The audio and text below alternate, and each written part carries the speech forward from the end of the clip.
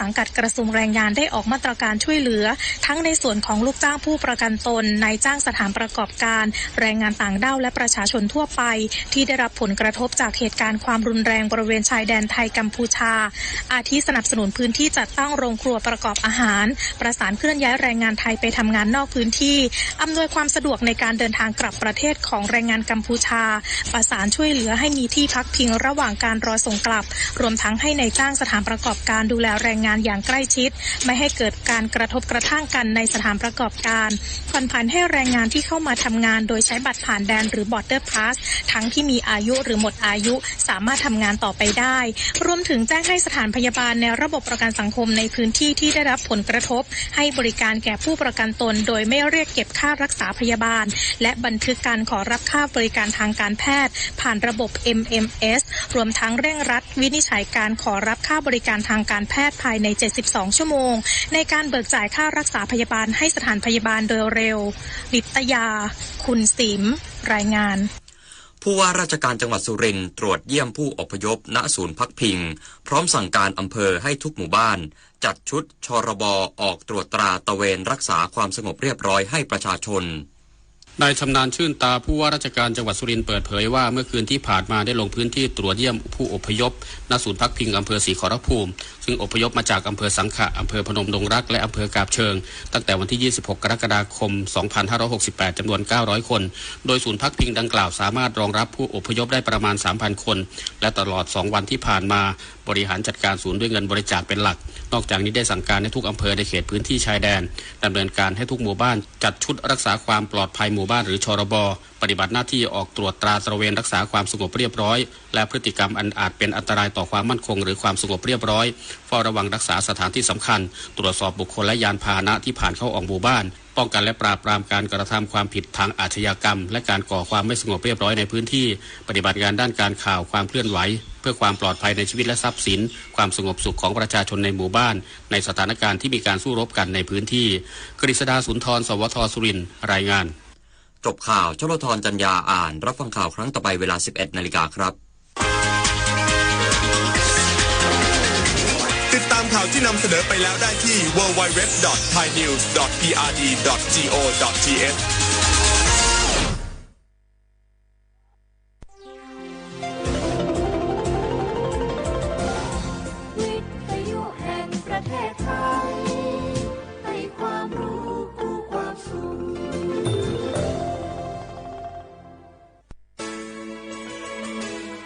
สถานีวิทยุกระจายเสียงแห่งประเทศไทยจังหวัดเชียงใหม่ AM 1476 กิโลเฮิรตซ์สถานีวิทยุภาคภาษาชาติพันธุ์แห่งเดียวในประเทศไทยที่มีความทันสมัยเชื่อถือได้สร้างอัตลักษณ์กลุ่มชาติพันธุ์สู่สากล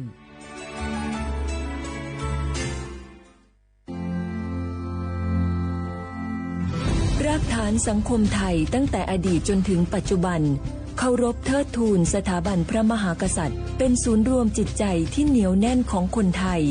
ในเวลาที่เกิดวิกฤตทางการเมืองพระบารมีของพระเจ้าอยู่หัวก็ทำให้เกิดความสงบและช่วงที่เกิดวิกฤตเศรษฐกิจปรัชญาเศรษฐกิจพอเพียงของพระเจ้าอยู่หัวรัชกาลที่9พระราชทานให้กับคนไทยก็ทำให้ผู้ที่น้อมนำมาปฏิบัติมีภูมิคุ้มกันและไม่เกิดความเสียหาย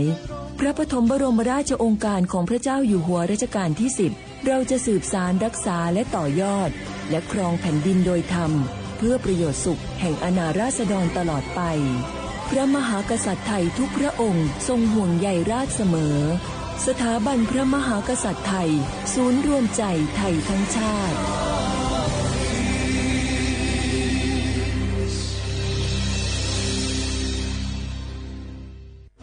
อยากรู้จังใครบ้างนะ7กลุ่มเสี่ยง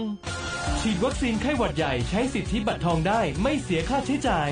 ง่ายๆแค่ใช้แอปเป๋าตังค์ตรวจสอบสิทธิกดเลือกกระเป๋าสุขภาพก็รู้แล้วแถมจองคิวฉีดได้ด้วยที่สถานพยาบาลในระบบบัตรทองรีบๆกันหน่อยนะแค่ถึงเดือนสิงหาคมนี้เท่านั้นสิทธิสร้างเสริมสุขภาพและป้องกันโรคดีกองทุนหลักประกันสุขภาพแห่งชาติหรือบัตรทอง30 บาทสอบถามเพิ่มเติมที่สายด่วนสปสช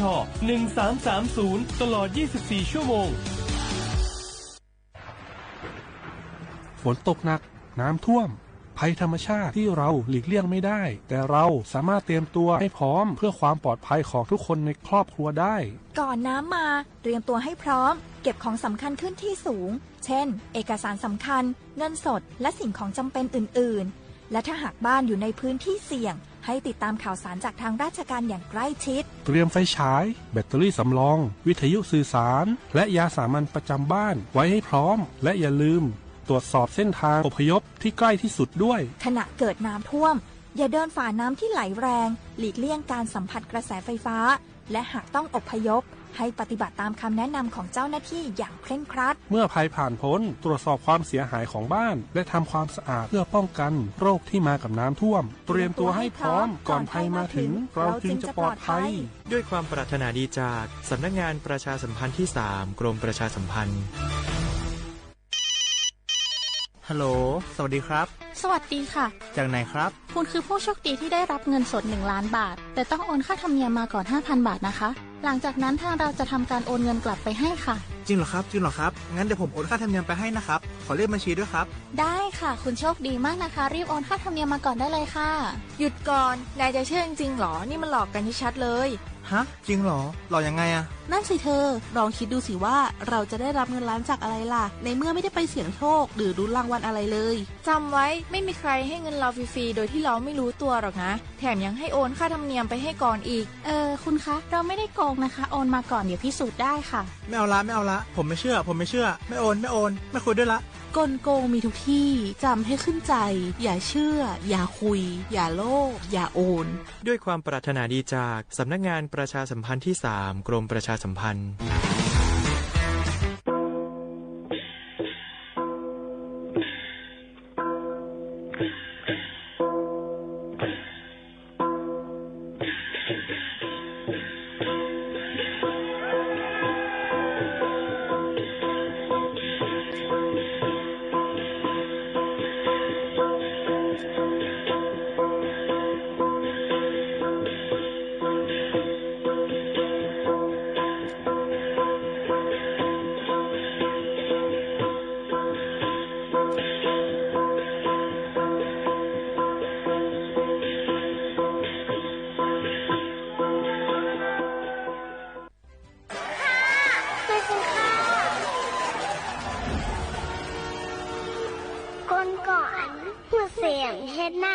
เหมือนก้อนมีสายตาแรงกล้วยกะกินพุดขาพุดไว้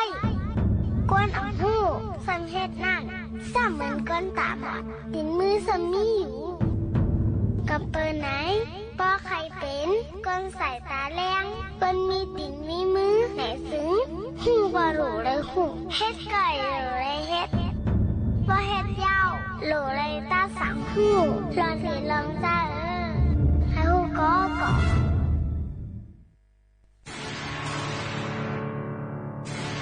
ตรงวงก้นเฮาเตลอดเพเมื่อนานลูกหลานเตขึ้นใหญ่มีลองอุ่นใจไล่ลูกหลานปอกขึ้นมาผมเฮกังปันลูกหลานเฮาเศร้าอย่างไก่ห่างเพอย่าเมากำผมมือกันเป็นแห้งอ่อนเฮกังเพอันห้ายลงอย่าเมากำโดยตรงวงก้นเฮาหากูก็ตรงวงก้นลอดเพอ่อนหมมือเฮสั่งตาเมื่อนาลูกหลานเฮาขึ้นสูงห่างไกลยันเพอย่าเมากำกูมือตาเส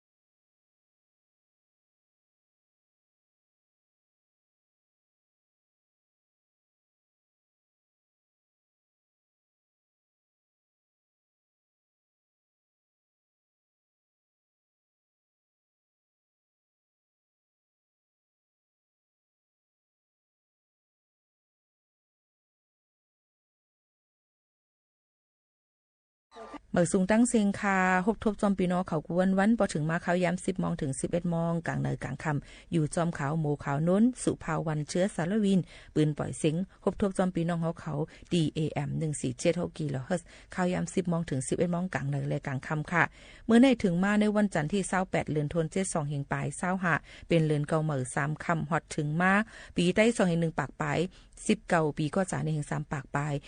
87คู่ในค่ะซ้ำเป็นวันอันลำลวงตั้งเมืองจึงไทยเป็นวันลือเหตุการณ์ค่ะเนาะเป็นวันเนี่ยค่ะเกิดจมูกใหญ่คุณหอคำตนที่10เฮาคาในค่ะอ๋อนี่ก็หลายตีหลายตั้งก็อันกันคึงปองให้สั่งการตั้งลีกู้สู่ยก็ย้อนสู้ปันมันเจ้าให้อยู่ลี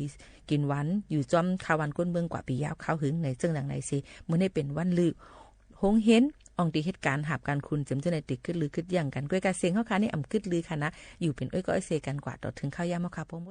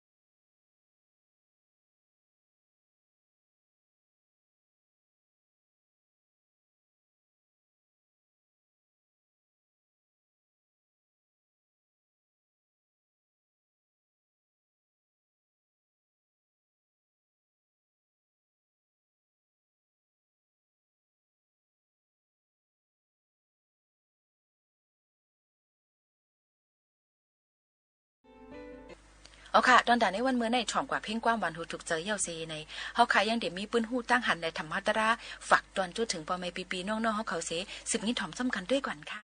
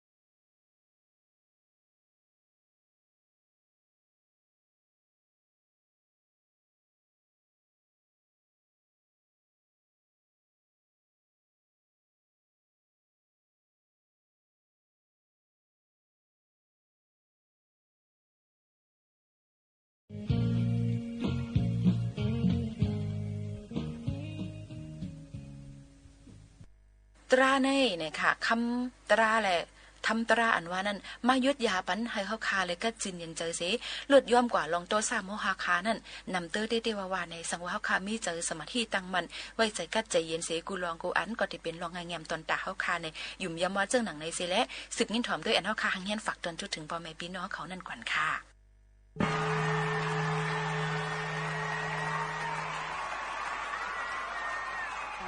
ตัสสะภะคะวะโตอะระหะโตสัมมาสัมพุทธัสสะนะโมตัสสะภะคะวะโตอะระหะโตสัมมาสัมพุทธัสสะนะโมตัสสะภะคะวะโตอะระหะโตสัมมาสัมพุทธัสสะกัญจมานุสิโนนาโถปัตโตสัมโพธิมุตตมังจัตุสัจจังปะกาเสติธรรมจักขังปวัตตยิเตนะสัจวะเจนะสัพเพมาลาภลายันโตผลโตโนจยมังกาลังนาถอนว่าพระต่อเป็นเจ้าป้านั้นอันเป็นที่ตั้งที่พึงที่หิงเกวินิยาสัตวาทั้งสิ่งตั้งหลงจิโนเจ้าเกยาวตั้งจำมานียังพิทรงที่มันตั้งหายนอปากาชื่อเจ้าก็ได้ฮอตุสนาธรรมจักรยังธรรมจักรประวัตนาสูตรที่โซนป่าที่คือปัตนามีกตายวันโซนถึงที่หิลิงปรานาสีปากาชื่อเจ้าก็ฮอตุสนาธรรมะตลาเมตตาปัญญีสังสัจกุญญาโนเอเดนะสัจวัจเจนะโดยสัจวัจนะคาถาเนาคาได้ยกย่องจุงมุนพระเป็นเจ้าในสัพเพมาลาอันว่าหมู่ที่สูงที่มันตั้งหาปลายันตู้ให้ได้ไปนี้กว่าสิงคากาได้ยามเดี๋ยวนี้โดยตานออ้างมาข้าววันตานี้ก็น้อมไว้พระตัวเจ้าหมื่นสู่แสนปาตลาตัวเจ้าสังฆาตัวเจ้าสุติตัวธาตุตัวมวยตัวอันตัวยุคทุตัวยุคป้าตัวพระเป็นเจ้าหมื่นสู่แสนปาปัจจิกาพุทธาหมื่นสู่แสนปาละหันตาเจ้าหมื่นสู่แสนปามหาศิวลีตาเถนเจ้าเหมาพระพุทธเถนเจ้าสีป้าตายำเนาสีป้าเท่าอ่ำตายเอาขาตั้งหลงตั้งหลายยันไว้ยันสาเจตัวง่าเจงาคำพระเป็นเจ้ามีในเมืองสาวัตถิงสาจะต้องง่าแสงมีในเมืองสิริลังกาเก็บโบจะต้องง่าแสงมีในเมืองกันธนาถาเขสังถอยจะต้องง่าแสงมีที่เมืองนากาเฮาเจ้าขายย้อนผู้โตมุตาเสียงเสียงเมื่อปอนแม่สัตกาสึงเตือนวิ่งคำยังเมืองนายตั้งเสียงพี่น้องเมืองไปปัดเพื่อนตั้งเสียงนอติเต็งขีมานี่ปานาคำสาธิกัดเห็นกูก็กูคนกูขุนกูนั่งกูเจ้ากูป้าสิกำเลยตานอนนี่ปานาพิเศษตุเมื่อตันวันดียามดีขึ้นดียามถอดยามเนี้ยอันเป็นมังกลาเมื่อในขึ้นในเฮาเจ้าถึงทำมันจุ่มช้ำในจับหอดเหวมาถึงตึงวิ่งคำเมืองนายแทงเป็นอันหุ่มจมขี่ก็จมคนก็จมอ่อนกันไตเต้นผู้จอหลูต้านไตเต้นเหงไตกันเชี่ยผู้จอพระเป็นเจ้าเยอะช้ำหม่ำก้าอ่อนกันได้หลูต้านจุงชาวาหลูต้านนี่ก็ทูๆชันๆมาเจ้อันนี้ก็พร้อมเลยหลูในต้านหึงยาวจะมือกับปันเจ้าผ้าเจ้าปู่เจ้าหมอนเมือนตั้งเป็นหลูต้านไว้ปีในเป็นปีศาสนาคำราเป็นเจ้าเสียงกับเย้า2เฮง5ปากไปสิที่พาว่าเพราะมาในอุตุเห็นมันตาขี้กัดปีไตเฮานี่ก็เลย2เฮงไปก็สิ6ตกมาในบุกมือฮือเฮาเจ้าสิทำมันจุ่มต่างซ่อมต่อยที่จ้องกับมาทานนี่ก็เฮาติคืนสืบเข้าตั้งเมืองพงในก็ง่ายๆที่ฮอดนั่นก็สิเมื่อแม่ตะลาที่คุณหิงเหกันที่เหยาวซ้ำได้สืบเข้าตั้งกว่าเพียวมือโตโหลึงไอ้ที่ขึ้นถังน้ำคงกว่านั่นเมื่อไว้เมื่อปุจจบพอเฮาเดี๋ยวชับจ้องชับคำกับติดวันที่ทัดมือโตโหลึงติดพระเป็นเจ้าเฮาจัดมันเจ้าเป็นลิงนั่นเป็นลิงเผือกนั้นนี่ก็นี่พงนั่นเยาก็ซ้ำได้สืบเข้าตั้งเมืองพงเฮานี่ก็ง่ายๆแต่ขี้เล็กนี่ก็ฉะนั้นจำหนักอาชีพขาการาพยามันมีเสน่ห์ในคาตะเปโตพระเป็นเจ้าผู้อยากได้สังวรสินทำบุญจุ่มธรรมราชาย้อนไว้ย้อนสาพระเมตตาเมตสังขารเมตย้อนไว้ย้อนสาเจ้าสาพระหลวงปู่เจ้าปู่ป้าหูเป่าศาสนาผู้ไม้ดงจึงไตเฮาปู่เจ้าปู่ป้าทำกันโดยเจ้าสาพระหลวงอันในมากรรมแถมปรมีนี่ก็มีเจ้าปอติวิงเฮาเจ้าสาพระกั้งบ่เมืองสีป้อเฮาพระหมู่สู่ก็กำแถมปรมีแล้วก็เจ้าปออย่าน้องเขาเจ้าปอโคตรไทยเขากูเจ้ากูป้าเจ้าปีเจ้าน้องเมืองในก็มีเมืองลังคือก็มีกุวันกุเมืองมากรรมแถมปรมีในจำห้องไปมาหนึ่งอานาแต่นี่ก็ต่างขึ้นลึกมาลอยๆน้ำเหมยน้ำในสีย่อยสีหัวยาวนี่ก็เขาติพันตะลาหลัก2ปัดตอนที่1ขัดตะเปดิมาปันโอวัตคาถาย้อนนักฟังภาษาก็เขากูเจ้ากูป้าเขาคานี่ก็ขัดตะเปนี่ก็ตั้งหุ่มป้อมีปิ่นยามป้อนน้ำจ้อมหนังในหูในหันในแข้งในกำตะลาไว้เช่นนั้นนี่ก็ตีเจ็บเนะ ติสนาห้อเนี่ยปันหลักสองปตอนหน่อยนิดนึงเนี่ยปันสักเสียวุฒิจัตกะ2-3ต้อยลงตาหน้ากาถาศีลากาถาภาวนากาถาลองจ้างตั้งกำตาลาลองอ่านกันออกมุ่นปวดหลอดคอกสังขาราคือขี้เหนียวลองสืดลองเทาลองเจ็บลองตายที่สังสารลงในเนี่ยป้อมเต็กตัวโนสอกันในมันได้ศาสนาในมันตีปล่อยรับทรัพย์หายกว่าเยาเดี๋ยวนี้เหมือนจึงแกงในมันจังเกิดแต่ร้อยเหมือนจึงแกงเขนนั่นน่ะเขาหลุดแทงเกลือมันติ๊กอ่ะพอแทงเกลือมันก็จิ้มมาดังนั้นเขาเดี๋ยวตะลาจับตะลาเย็นอันหวานอันจิ้มอันหอมเนี่ยมาเมียถาปันอันที่หอมที่หวานที่จิ้มเดือดตะลาก็มีสังแทงอันที่แก่เดือดตะลาก็มีสังแทงอันที่กัดที่เย็นเดือดตะลาก็มีสังแทงฉะนั้นขาดตะเปที่เอาธรรมะตะลาสักสิวุฒิจัตกะมาเมียถาปันฉะนั้นย้อนเอาตะลากัดตะลาเย็นถัดกัดถัดเย็นถัดเนี่ยแต่มีในหมอโหเจอเขาเจ้าสินทมุนจุ่มในอันในแก้งในกรรมะจะเมื่ออาชาเขาได้ชีวิตโขกในมันหนึ่งสังการเดือดเจ้าเลยมาเป็นมือเจ้ามือตั้งมันเนี่ยก็ในอยู่16 วายาวเป็นมือเจ้ามือตั้งเนี่ยก็ตั้งเสียงในก็เมียนชาวหาโชคปีเข้ามาในก็เป็นปีก้อนเงินก้อนคำปีหัดมายาวฉะนั้นขาดตะเพียดอกเดี๋ยวตะลาเมตตาปันปนเมตตาเขาเอาถัดกับถัดเย็นถัดเมตตามีในอกในเจอในเมตตาปันกูโก้กูคนกูขุนกูนั่งคนเท่าคนเกศเป็นหนุ่มเท่าเจ้าคาทำปันเช่นเล็กให้ใจยิงพวกมียอเขากูโก้กูคนเป็นต่อไว้หูเงินหูคำหูเกี่ยวหูแสงหูกลางกวางหูสินหูทำตุ้งถ่อมเอาเสกามอย่าไปถ่อมกินถ่อมแปดเพราะถ่อมกินถ่อมแปดถ่อมเข้าหูไส้ออกหูปลานี่มันส่งตะลามันตะลาเขาก็สมุนจุ่มในมันก็หูน้ำมันก็เสียงง่อมป้อหวานเหมือนเช่นจะพิสุขคำเฮานะแค่ดอกหมอเก็บถ่อมสมไว้ในอกในเต๋อกูโก้กูคนเสือกรรมพวกคนไข่ตัวดีๆในแต่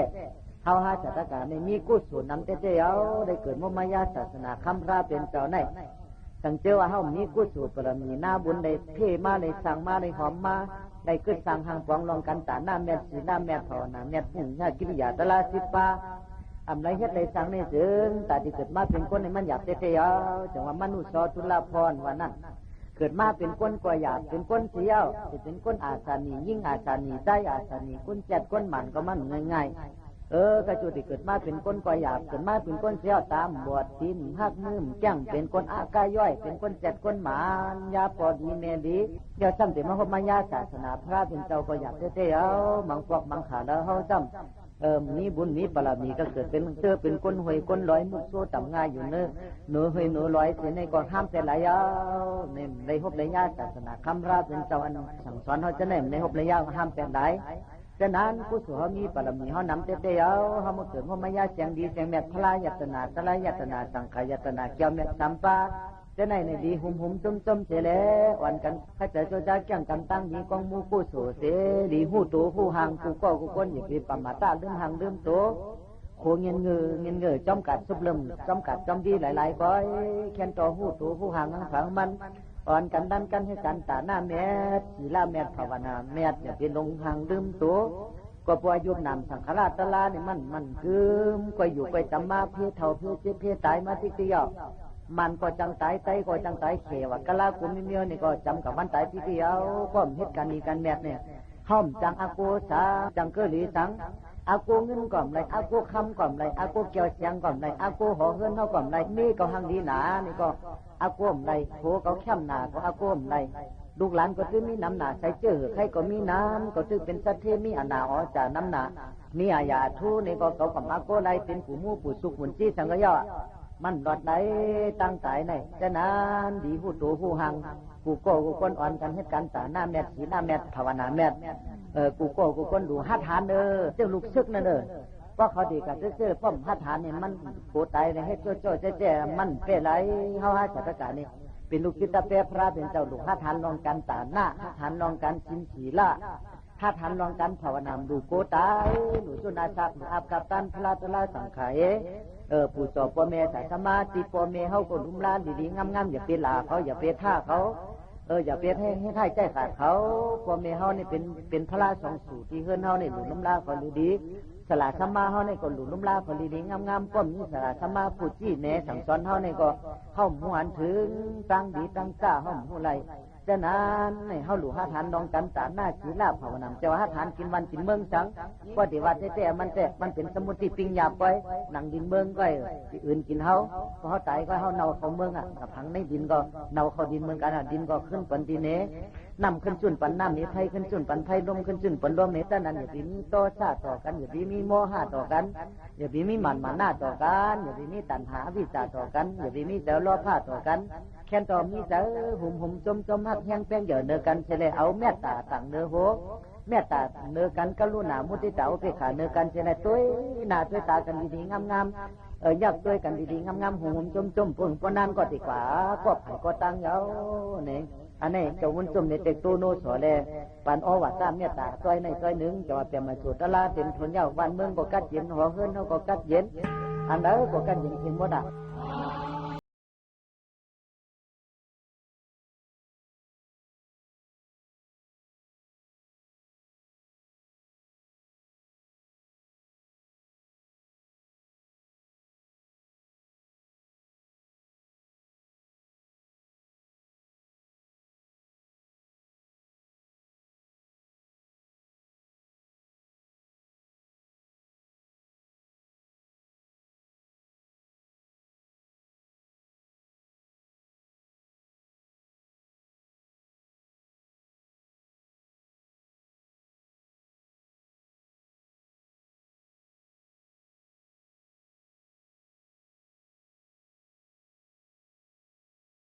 แต่พี่น้องไทยต่างหมดต่างเสียง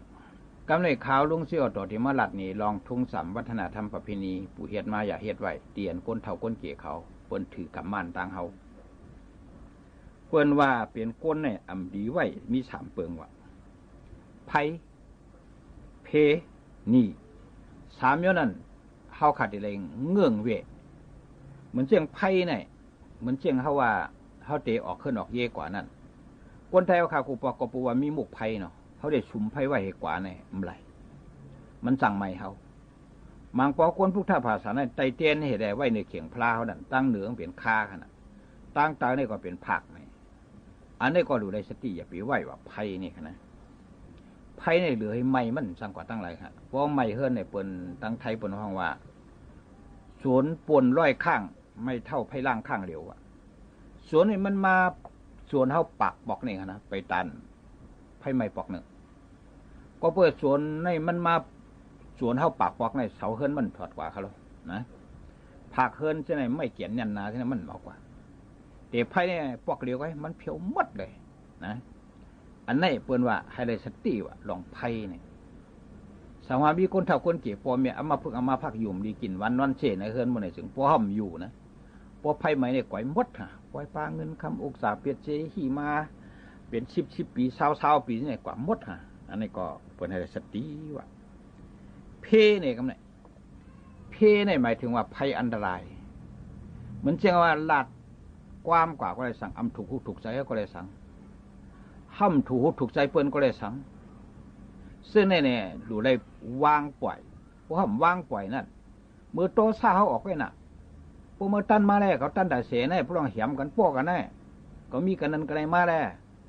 เมื่อว่าเขาก็ว่าเมื่อวันไหนสิงเขาอยู่หูโตข่มหูห่างเขาแล้วพวกคนนั้นสมเหมือนเฮาน่ะมันหลักๆมา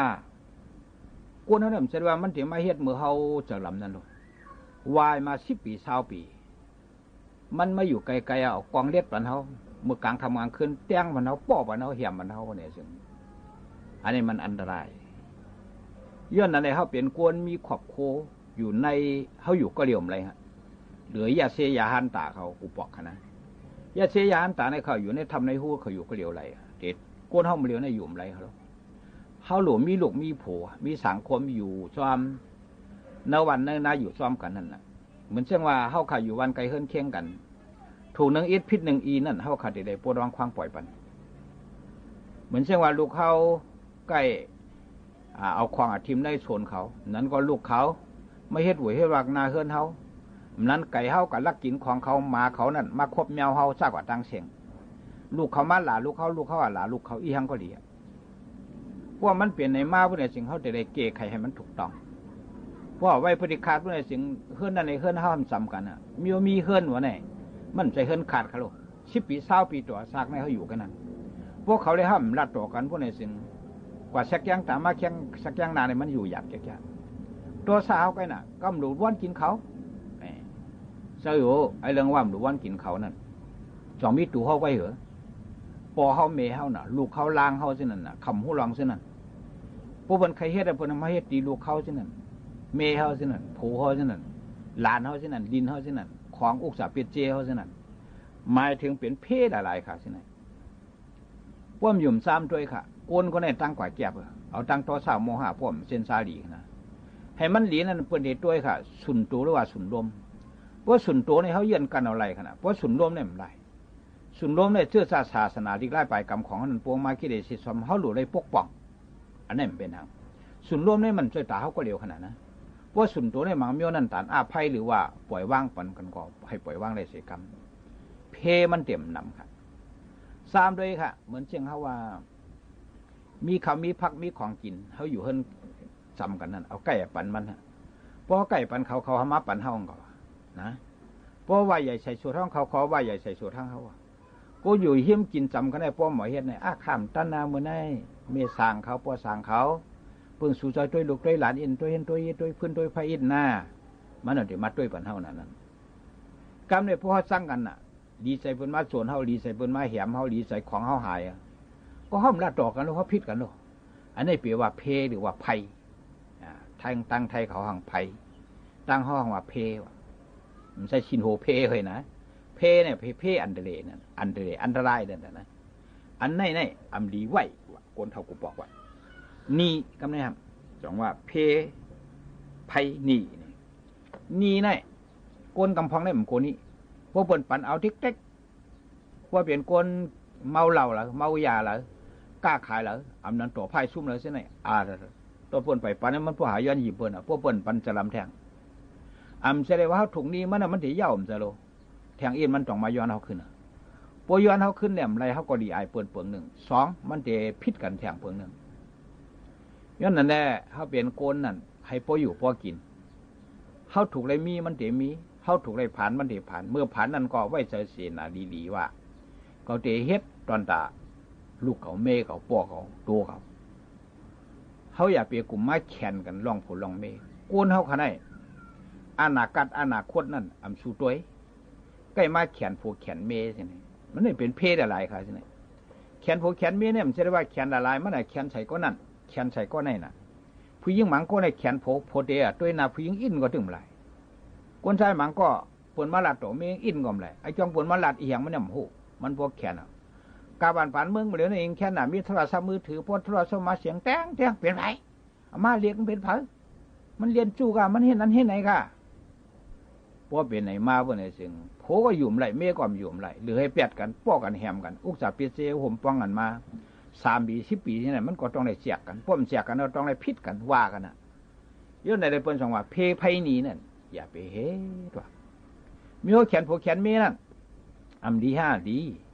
พวกเขาแขนพวกเขาหักผูเขาหักเมียวใช่ไหมเขาเปลี่ยนคนซ้ายเขาหลกกว่าหาเงินหาคำหาอุกษาเปียเซมาปั่นเมียเขาอะไรอะไรป่วยเหมือนเปิ้นแหละ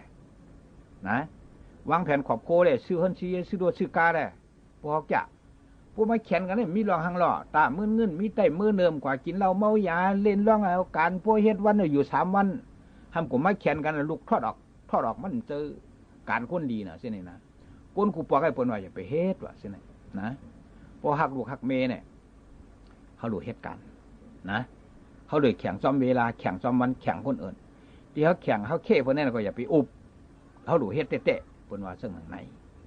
ย้อนเร็วจังว่าเพไพนีนั่นมาเมียวนั่นดูไรไหวอยู่มาเมียวนั่นอย่าไปไรไหวเป็นว่าซึ่งนั้นเนาะกำในคำที่มาลาดนี้ว่าดีให้ดีต่อยว่ามี3 โยพาห่มเอาตั้งหลวงดีเอาต่อยกันเลี่ยนกล้องแจ้งเหมือนเชียงเสียงเหมือนเชียงมองนั่นวันใส่กินตั้งหลวงเช่นไรก็ดีเอามาต่อยกันจับกันที่เชียงเสียงนั่นลิ้นนั้นเขาอยู่เนื้อมันนั่นก็เอามือเขาต่อยลิ้นปากเหมือนเชียงกวางเชียงสังนั่นนะดีเฮ็ดว่ะซึ่งในมีกลุ่มกุ้นหมุนเงาเหนือเขาเซอร์ต้นตาที่เอามาป้อจับกันต่อยกังกิ้งโขมอพอเฮ็ดซึ่งนั้นพวกในสิ่งวัฒนธรรมประเพณีหรือว่าโชคลาภสัพพะกาก็จะปีกว่าเ เขาเปลี่ยนก้นเนี่ยก็เปลี่ยนก้นตกหลังสมองเขาก็ดื้อตื้อเตอ่ำป่องแรงจังเนี่ยเปิ้นว่าเส้นหนังไหนเนาะอันนี้ก็เขาได้เข้าใส่ไว้กันสิกรรมได้อ่ำลีลืออ่ำลีได้ปึ้งอ่ำลีได้ปึ้งได้อ่ำลีกว่านอนมีอยู่3ตีนี่ก้นกูปอคนสอนไว้ฮะ1ชิมตั้งไทยของวดทด2กะทาม3สลอพามซะแน่มดีกว่าลือนอนขึ้นนอนวันว่ะชิมอันว่าได้เปลี่ยนที่สังขายานเขากับพริกซิกไว้สิขาปุกต่อ2 บาท 27เปิ้นกว่าห้ามให้กูมิวขาติกันนั่นนะเปิ้นน่ะปิกนั่นน่ะที่เทมันแต่ปิกนี่เหมือนเช่นว่าสังขายานเขาเสาไหน1อย่าไปเหยียบเยื่อยะ2อย่าไปลงไข่ลองเยียวลองขี้ใส่เนื้อลิ้นแนะนำ3อย่าเป็นนางสำผู้หญิงก็ดอกก็ซะกว่าตั้งเสียงมันนำน่ะนะย้อนอะไรเปิ้นกว่าพริกซิกเปิ้นว่าปิ้งหยาบไว้เพราะอยู่นั่นในก็เฮาคำสอนนี้มืดตื้อๆให้นั่นน่ะเหมือนแจ้งว่าสังขยานเขาจะในปนนี้สิกขาปุกต่อสิกขาได้หมายถึงว่ามันสูงฮะความพราเป็นสาเฮากว่าปิ้งหยาบไว้นั่นกำเหลียวอำดีกว่านอนว่านั้นเพราะเฮานอนเราหากินหยาบครับกะทามจริงห้ามไม่หมายถึงมันมีหังนั่นน่ะเปิ้นพ่วมกว่าเข้ามันเอาสมันนอนพวกนี้จึงอันนั้นมันไหลก็เป็นจุงเป็นเพื่อเป็นกระหวยเนี่ยมาเก็บกินหลุบคบคับกลางคำกลางขึ้นหมูหมาแมวไก่อันลีนั่นแหละมันเด็กกว่าหักกะทามนั่นนะอันนี้ก็ดีกว่านอนสลอพามเนี่ยเป็นที่เปิ้นว่าถือศีลกินเสเปิ้นปฏิวัตินั่นน่ะเปิ้นปันเทศทางให้มีโอตีกันนั่นศีลเพราะว่าสลอบเนี่ยหมายถึงว่าเป็นก้นตีกว่าถือกว่าจ้างกรรมนั่นน่ะถ้าซ้ำกว่านอนเมื่อไหร่จึงเฮาก็เตอยู่ไล่กินไล่เตขี้มาหามขึ้นโจกรับสัพพกาได้ก็เต็มมีไหนซึ่งเนี่ยเขาดูเลยหู้ไว้เสียกันเนาะย้อนในปอมีพี่น้องพร้อมเสียงไทยและพี่น้องไทยตามมุทางเสียงผู้ได้ยินเสียงข่าวลงเสียออต่อในก่อให้แม่นย้ำพอมีมังละก็จีเรียนจากคุณกุนังตามมุทางเสียงเสียกำขามเมื่อสงครับมาถ่อมด้วยลองก้นในกันกวนค่ะย่ำพองจะเหลวนั่นเนี่ยค่ะเมื่อก่อนนั่นมีเจ้าภูผ่านสร้างเฮ็ดเป็นกล้วยตัวหนึ่งเสว่าเมื่อเตเลยไทยให้ไทยหน้าเฮ็ดเลี้ยงก้นกูวันตั้งกินเมื่อนั่นซ้ำเตเลยกินเยอะยาเตปันอาศักอยู่เศร้าตาเมื่อ50 ปีในเย้าค่ะกำนั่นกล้วยก็จังถามขึ้นว่าจังเทียงขึ้นว่าคาเลยเฮ็ดกันเฮ่อหยับป้อด่านนายนั่นเสียเย้าสมว่าเตเลยกินเยอะกล้วยเตเอาตา20 ปีกล้วยเย้าค่ะอันเหลือนั่นเก็บไว้ขึ้นคาแลในเย้าผู้ผ่านสร้างก็พร้อมจอมขอความกล้วยนั่นอยู่เย้าค่ะถึงแทงว่านึงผ่านสร้างเฮ็ดเป็นลิงแทงตัวหนึ่งเสว่าหังลิงว่าเมื่อเตเลยเฮ็ดเฮาก้นยุ่มไหลโขไหลเตเลยเฮ็ดเฮาก้นมีตั้งมนเจอเตเลยคิดตั้งตู้เนี่ยตั้งกินของเมื่อจึงเป็นกล้วยเตปันอาศักอยู่เศร้าเมื่อ20 ปีในอยู่เย้าค่ะกำนั่นลิงก็เถียงขึ้นว่าเตไล่เฮ็ดให้เขามุนเสื้อใจเสียเย้าซ้ำเตเลยคิดตั้งตู้เนี่ยเย้าเตเลยกินกล้วยได้10 ปีกล้วยก็เต็มเป็นปอเย้าว่าไหนเสผู้ผ่านสร้างก็พร้อมจอมขอความลิงนั่นอยู่เย้าค่ะวันทน3 ซ้ำผ่านสร้างนั่นเฮ็ดเป็นมาตัวหนึ่งเสว่าเมื่อเตเลยอยู่ที่พักดูเกินตั้งวันเสเห่าเตเลยกินข้าวพักอันกึดอันเลือเจ้าเฮือนนั่นก้วยเตปันอาศักตายอยู่เศร้าเมื่อใน25 ปีในเย้าค่ะกำนั่นมาก็จังขึ้นเถียงขึ้นเสว่าเตเลยอยู่ที่พักดูเกินเสเห่าปันตั้งวันในค่ะป้อนั้นเอา15 ปีก้วยก็เลยเย้าค่ะอันเลือนั่นเก็บไว้ขึ้นเสคาแลในอยู่เย้าค่ะผู้ผ่านสร้างก็พร้อมจอมขอความหมานั่นอยู่เย้าค่ะวันทนสีนั่นจำผ่านสร้างเฮ็ดเป็นก้นก้อนหนึ่งเสว่าเมื่อเต้อำโลเฮ็ดการสั่งเสเตเลยเกี่ยวเตเลยมนกินนอนเสคำจี้จิมมึงก้นนั่นก้วยเตปันอาศักได้อยู่เศร้าเมื่อ20 ปีในกำนั่นก้นก็เถียงขึ้นว่าจัดปานดีตาในอาศัก20 ปีในนั่นอำปดนาคา5ผู้ผ่านสร้างก็เย็นอยู่อำตักเสียงสั่งกำนั่นก้นจังลาดตีผู้ผ่านสร้างนั่นว่าเฮ็ดในอำลีคา5กวายสัมปันขึ้น30 ปีลิง30 ปีมา30 ปีเจอนั่นปันคามดคาแลป้อจึงนั่นในจืมคาก็อยู่เลย70 ปีเย้าในอยู่เย้าผู้ผ่านสร้างนั่นก็พร้อมจอมขอความก้นนั่นอยู่เย้าค่ะย้อนนั้นกับสั่งแลเมื่อเตอาศักเฮาค่ะ20 ปีนั่นเลยอยู่เกี่ยวกินมนเสในข้าวยาม30 ปีนั่นซ้ำเหตุการณ์เล่งนาเฮินหนังโวหนังควายแทง10 ปีซ้ำลือเฮ่อเสหยอกลูกหยองล้านหนังลิงนั่นเสเย้าแทง10 ปีซ้ำอยู่เฮิรนเสไปเฮิรนไหนนั่นขอตอบนั่นมีในขอถามนั่นตั้งหมดตั้งเสียงอยู่เย้าค่ะในก็ เป็นลองเอาปุ่มก้นในเอามาฝากตอนจู้ถึงป่อแม่ปีๆน้องๆเขาให้เล็งยินถ่อมจ้อมกันว่าจังหนัง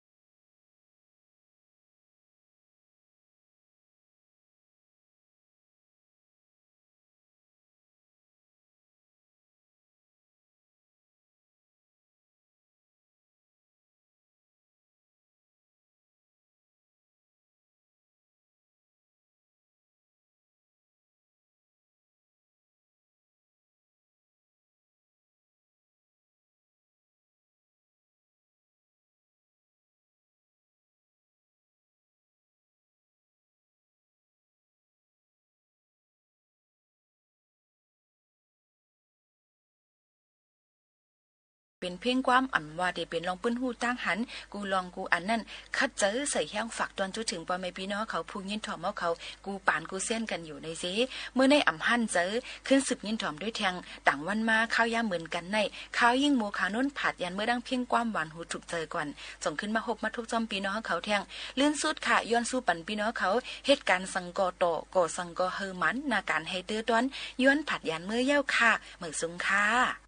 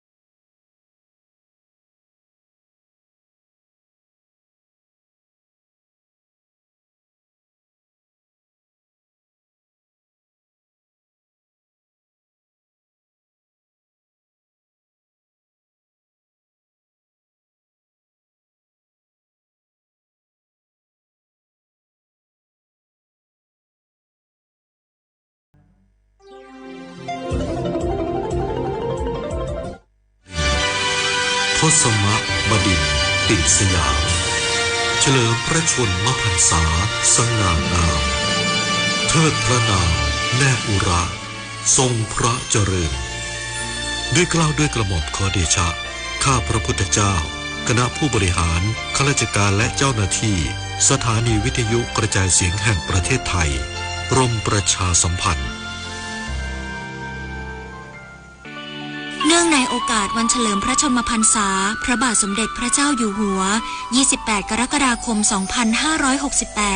ขอเชิญประสบกนิกรชาวไทยร่วมพิธีจุดเทียนถวายพระพรชัยมงคลส่วนกลางณบริเวณท้องสนามหลวงส่วนภูมิภาคณศาลากลางจังหวัดเพื่อเฉลิมพระเกียรติและแสดงออกถึงความจงรักภักดีโดยพร้อมเพรียงกันทั่วประเทศในวันจันทร์ที่28กรกฎาคม2568เวลา 19:20 นาทีเป็นต้นไปว้ายโดนแฮกข้อมูลรั่วลิงก์ปลอม ไม่อยากโดนหลอกแบบนี้ต้องฉีดวัคซีนป้องกันภัยไซเบอร์ด้วยการไม่คลิกลิงก์หรือดาวน์โหลดไฟล์จากแหล่งที่ไม่รู้จักไม่แชร์ข้อมูลส่วนตัวไม่ซื้อสินค้าออนไลน์บนแพลตฟอร์มที่ไม่น่าเชื่อถือใช้รหัสผ่านที่คาดเดายากติดตั้งโปรแกรมป้องกันไวรัสที่สำคัญต้องหมั่นอัปเดตและบอกต่อความรู้เกี่ยวกับกลลวงมิจฉาชีพอยู่เสมอมาร่วมสร้างภูมิคุ้มกันจากมิจฉาชีพออนไลน์ด้วยไซเบอร์วัคซีนกันเถอะค่ะถนนดนตรีไลฟ์เดือนสิงหาคมพบวงร็อกในตำนาน40ปีดิโอรานโปรเจกต์แทนความห่วงใยปรารถนาอย่าหยุดยั้งพลังร็อกร่วมดำเนินรายการโดยมาโนดพุทธาวันศุกร์ที่8สิงหาคม2568เวลา 18 นาฬิกาณห้องออดิทอเรียมอาคารศูนย์ปฏิบัติการถนนวิภาวดีรังสิตดินแดงกรุงเทพติดต่อเข้าชมฟรีได้ที่ Facebook ถนนดนตรีเรา